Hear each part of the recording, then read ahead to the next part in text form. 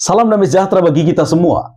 Saya Pendeta Jandri Tumangger akan membawakan ringkasan pelajaran Sekolah Sabat yang berjudul Kemah Suci melalui program Ini Baru Terang. Saya akan membawakan ringkasannya hari per hari untuk memudahkan kita memahami pelajaran Sekolah Sabat ini. Diawali dengan pendahuluan, lalu kemudian masuk ke pelajaran hari Minggu, Sabat dan Kemah Suci, lalu Senin, Roh Kudus dan Kemah Suci, Selasa, Peran Kemah Suci, Rabu, Penciptaan dan Kemah Suci, dan pelajaran Kamis, Yesus berkemah.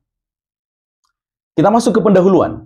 Sejak Adam dan Hawa berdosa di Taman Eden, mereka mulai takut dan bersembunyi dari Tuhan, dan juga hubungan manusia dengan Tuhan menjadi rusak. Akan tetapi kabar baiknya adalah, Tuhan berinisiatif mengambil langkah pertama untuk memulihkan keadaan. Tuhan mencari manusia itu dengan berkata, "Di manakah engkau?" Pada pelajaran ini kita akan melihat melalui gambaran kemah suci bahwasanya Tuhan selalu berupaya untuk melakukan pendekatan demi menyelamatkan kita umatnya.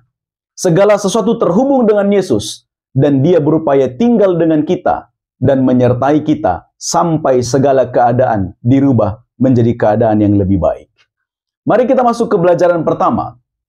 Sabat dan kemah suci fokus di pelajaran hari Minggu. Mari perhatikan tabel ini. Di atas ada kesamaan, lalu Sabat dan kemah suci. Ada kesamaan antara Sabat dan kemah suci, yakni keduanya sama-sama mengarah kepada hadirat Tuhan dalam hidup kita. Kehadiran Tuhan nyata dalam hidup kita. Kesamaan pertama, keduanya berpusat pada apa yang Tuhan perbuat. Lewat Sabat, kita diingatkan bahwa Tuhan itu pencipta. Lewat kemah suci, kita diingatkan bahwa Tuhan menyertai dan hadir di tengah-tengah kita. Lalu kesamaan kedua adalah, keduanya mengingatkan rencana keselamatan.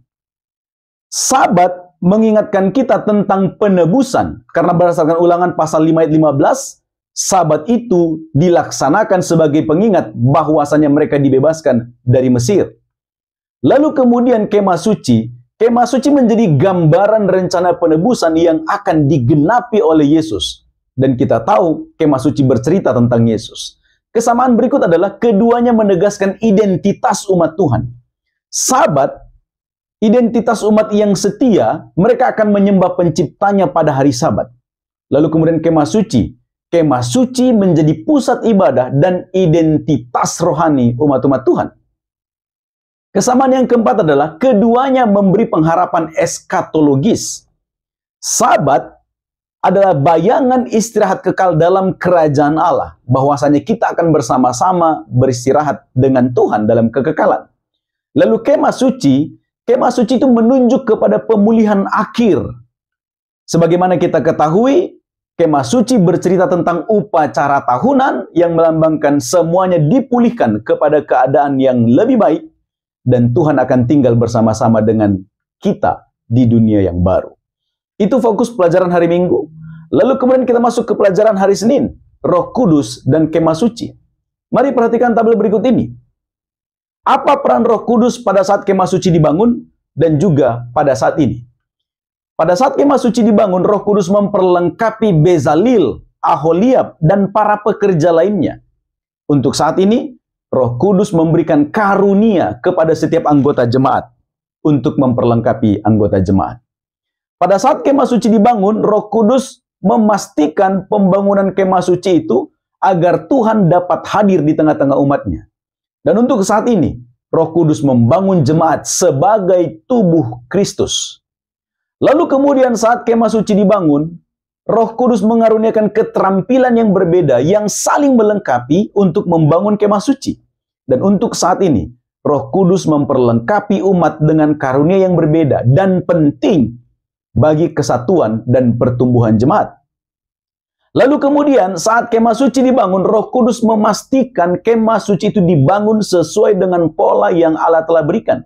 Dan kemuliaan Allah akan hadir di sana. Lalu untuk saat ini, Roh Kudus memimpin jemaat melakukan kehendak Tuhan. Dan juga umat-umat Tuhan akan memantulkan kemuliaannya. Itu fokus pelajaran hari Senin. Lalu kemudian fokus pelajaran hari Selasa. Peran kemah suci. Peran yang pertama adalah menyatakan Injil. Kita tahu bahwasanya segala upacara dan juga segala benda yang ada di kemah suci itu adalah sebuah pelajaran tentang rencana keselamatan yang Tuhan rancangkan. Lalu kemudian peran yang kedua adalah tempat penghapusan dosa. Di dalam bait suci itu ada upacara harian yang dilakukan. Dan lewat upacara harian itu Tuhan meyakinkan bahwa setiap orang yang bertobat dengan membawa korban, mereka akan diampuni. Dan korban itu adalah sesuatu yang menunjuk kepada Yesus sebagai anak domba Allah yang kelak akan dikorbankan di kayu salib. Itu pesan yang terkandung dalam korban yang mereka bawa ke bait suci pada zaman bangsa Israel. Lalu kemudian peran yang ketiga, bait suci itu berperan untuk menggambarkan penghakiman dan pemulihan. Selain upacara harian di bait suci, ada juga upacara tahunan yang disebut dengan hari pendamaian. Itu menunjuk kepada pemusnahan dosa secara final dan juga pemulihan ciptaan. Jadi peran yang ketiga itu gambaran penghakiman dan pemulihan. Lalu peran yang keempat adalah pusat ibadah dan ucapan syukur. Umat Tuhan akan datang untuk menyembah, memuji Tuhan sebagai tanda hubungan dengan Tuhan. Mereka akan datang ke bait suci. Dan itu adalah pusat ibadah umat-umat Tuhan. Lalu kemudian peran yang berikut adalah simbol kehadiran Tuhan. Tuhan berdiam di tengah umatnya. Dia perintahkan Musa untuk membangun kemah suci agar dia berdiam di sana. Lewat awan yang hadir dalam kemuliaan, Shekinah glory. Dan itu menandakan bahwa Tuhan bukan hanya menuntun, bahkan Tuhan juga hadir bersama dengan umatnya. Itu pelajaran untuk hari Selasa. Sekarang kita masuk ke pelajaran di hari Rabu, penciptaan dan kemah suci. Mari perhatikan tabel ini. Antara penciptaan dan kemah suci memiliki hubungan teologis. Yang pertama, hubungan teologisnya adalah keduanya menandai peran firman. Dalam penciptaan, firman Tuhan menyelesaikan penciptaan.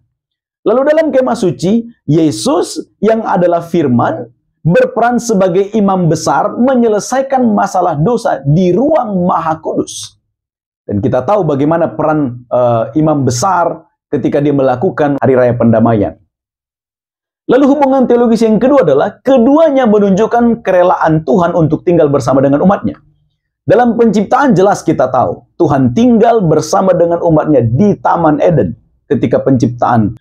Lalu kemudian lewat kemah suci, kemuliaan Tuhan memenuhi kemah suci. Artinya Tuhan rela tinggal bersama dengan umatnya, berkemah dengan umatnya.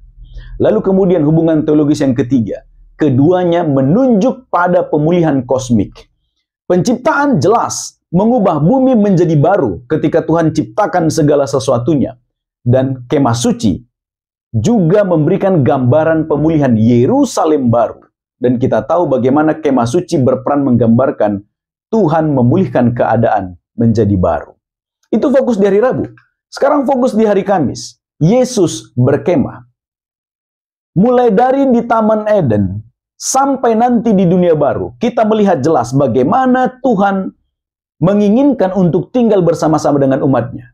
Di Taman Eden jelas Tuhan tinggal bersama dengan umatnya. Lalu kemudian dosa terjadi, manusia terpisah. Akan tetapi dalam perjalanan manusia di dunia ini, Tuhan selalu berupaya untuk tetap tinggal bersama dengan umatnya. Terbukti pada waktu perjalanan bangsa Israel menuju tanah Kanaan, ketika mereka berkemah, Tuhan meminta Musa untuk membuat kemah juga, agar Tuhan turut berkemah dengan umat-umatnya, tinggal bersama dengan umat-umatnya. Lalu kemudian waktu berjalan terus, ketika peran bait suci itu hendak akan digantikan dengan hadirnya Tuhan secara langsung. Yesus menjadi manusia. Berdasarkan Yohanes pasal 1 ayat 14 berkata, firman itu telah menjadi manusia dan diam di antara kita. Kata diam sebetulnya juga memiliki makna berkemah, tinggal, mendirikan kemah di antara kita. Itu sebabnya dengan hadirnya Tuhan menjadi manusia, yang artinya adalah Immanuel, Tuhan beserta kita, itu juga mewujudkan kerinduan Tuhan untuk terus tinggal bersama dengan manusia. Dan kemudian nanti di dunia baru, Wahyu pasal 21 ayat 3, ia akan diam bersama-sama dengan mereka. Lihat, sejak di Taman Eden dan perjalanan kita, dan bahkan nanti sampai di dunia baru, Tuhan tetap memiliki kerinduan yang sama, ingin tinggal bersama-sama dengan umat yang dikasihinya. Sebagai kesimpulan, Tuhan tidak hanya menyelamatkan bangsa Israel dari Mesir, tapi Tuhan juga hadir bersama dengan bangsa itu untuk menjaga, menghibur, dan menguatkan mereka. Demikian juga dengan kita saat ini. Tuhan tidak hanya menebus kita, tapi Tuhan juga menyertai langkah kita, hadir bersama dengan kita melalui kehadiran Roh Kudus. Kemudian, bahwa Tuhan bersama kita itu adalah sumber penghiburan terbesar. Kristus berjanji, "Aku akan menyertai kamu senantiasa sampai kepada akhir zaman." Umat-umat Tuhan yang terkasih, kita harus dengan teguh percaya, berani, yakin, Tuhan bersama dengan kita, menjaga kita, sampai kita dibawa kepada kekekalan. Tuhan memberkati.